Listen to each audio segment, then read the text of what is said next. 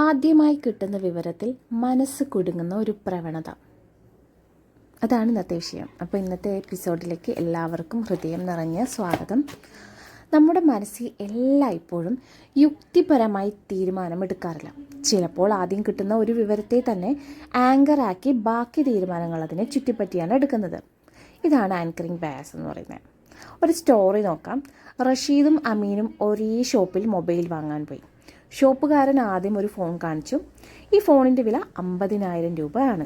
പക്ഷേ ഇന്ന് ഓഫറുണ്ട്, 35,000 രൂപക്ക് തരാം.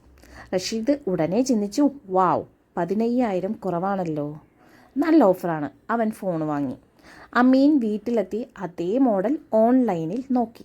വില 31,000. അപ്പോൾ മനസ്സിലായി, 50,000 എന്ന ആദ്യ വിലയാണ് റഷീദിൻ്റെ മനസ്സിൽ ഒരു ആങ്കർ ആയി നിന്നത്. അതുകൊണ്ട് 35,000 വളരെ നല്ല ഡീലായി തോന്നി. അടുത്ത നമുക്ക് കുറച്ച് ദൈനംദിന ജീവിതത്തിലെ ഉദാഹരണങ്ങൾ നോക്കാം. മാർക്ക്. ഒരു വിദ്യാർത്ഥി ആദ്യ പരീക്ഷയിൽ ഒരു 95 മാർക്ക് വാങ്ങിയെന്ന് വിചാരിക്കാം. അടുത്ത പരീക്ഷയിൽ ഒരു 90 കിട്ടിയാലും നിരാശയാകും ആ കുട്ടിക്ക് ഉണ്ടാവുക. കാരണം എന്താ? ആദ്യത്തെ മാർക്കാണ് ആ കുട്ടിയുടെ മനസ്സിലെ ആങ്കറായിട്ട് പ്രവർത്തിക്കുന്നത്. അടുത്ത് നമുക്ക് ഒരു വിലപേശൽ നോക്കാം. കടയിൽ ആദ്യം വലിയ വില പറയുന്നത് പലപ്പോഴും ഉപഭോക്താവിൻ്റെ മനസ്സിൽ ഒരു ആങ്കർ സൃഷ്ടിക്കാനാണ്. ഇത് എന്തുകൊണ്ട് സംഭവിക്കുന്നു? നമ്മുടെ തലച്ചോർ വേഗത്തിൽ തീരുമാനമെടുക്കാൻ ഷോർട്ട് കട്ടുകൾ ഉപയോഗിക്കുന്നു. ആദ്യം കിട്ടുന്ന വിവരത്തെ ഒരു റഫറൻസ് പോയിന്റ് ആക്കിയാണ് പിന്നത്തെ കാര്യങ്ങൾ വിലയിരുത്തുന്നത്.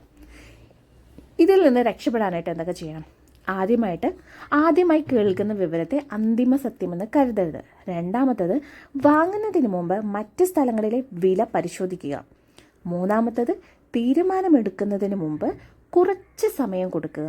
നാലാമത്തത്, എൻ്റെ തീരുമാനത്തെ സ്വാധീനിക്കുന്നത് ആദ്യ വിവരം മാത്രമാണോ എന്ന് സ്വയം ചോദിക്കുക.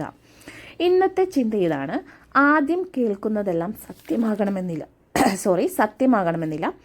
ആദ്യം കിട്ടുന്ന വിവരം നമ്മുടെ ചിന്തയെ സ്വാധീനിക്കും. അതിനാൽ തീരുമാനം എടുക്കുന്നതിന് മുമ്പ് കൂടുതൽ വിവരങ്ങൾ അന്വേഷിക്കുക.